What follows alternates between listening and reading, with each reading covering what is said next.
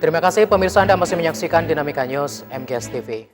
Ya, pemirsa, pengrajin usaha mikro kecil menengah atau UMKM Kecamatan Kemang, Kabupaten Bogor mengeluhkan selain kesulitan pemasaran dan permodalan, harga bahan baku yang sekarang melambung tinggi di tengah pandemi COVID-19 membuat para pengrajin banyak yang bangkrut. Berikut liputan selengkapnya untuk Anda dalam segmen Seputar Bocimi. You're on a plane to Tokyo, to LA and to places I don't know.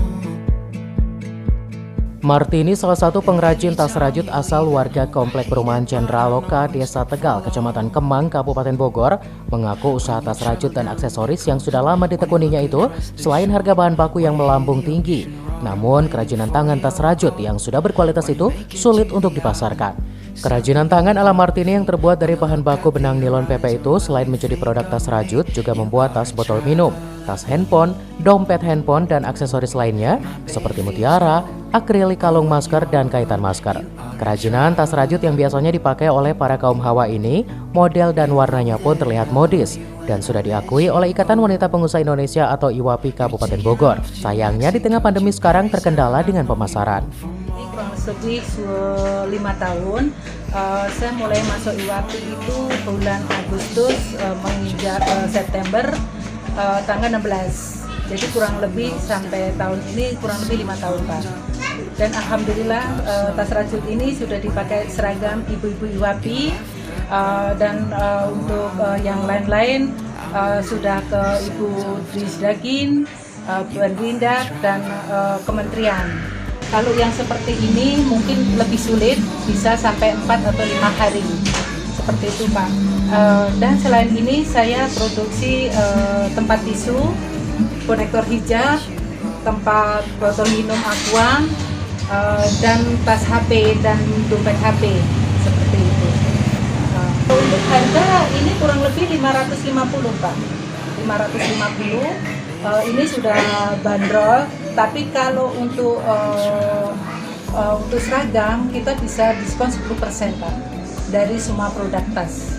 Di harga 450 sampai 750.000, Pak. Kalau untuk di Jakarta kebetulan sudah sampai saya sudah ngirim ke Bandung, ngirim ke Surabaya, dan Tangerang, seperti itu. Ini tempat tisu ini juga membutuhkan waktu. Saya 1 hari saya bisa selesai, Pak. 1 hari selesai dengan harga hanya 150.000. Dan ini juga banyak diminatin untuk tempat tisu kafe. Saya pernah dapat pesanan untuk di kafe 12 tempat tisu, Pak. Alhamdulillah. Jadi tetap dalam kondisi pandemi, saya tetap berjalan walaupun agak sedikit tersendat, tapi alhamdulillah. Martini mengaku membuat tas rajut untuk satu tas biasanya harus membutuhkan waktu selama 3 hari dan baru dijual di wilayah Bogor dan sekitarnya. Hasil karya tas rajut tersebut dijual dengan harga Rp400.000 sampai Rp700.000 tergantung model dan ukurannya.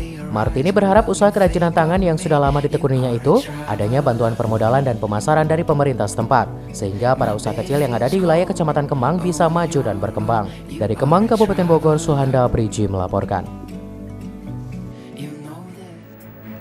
Ya, pemirsa, informasi tadi sekaligus mengakhiri kebersamaan kita dalam Dinamika News hari ini. Terima kasih atas segala perhatian dan kebersamaan Anda.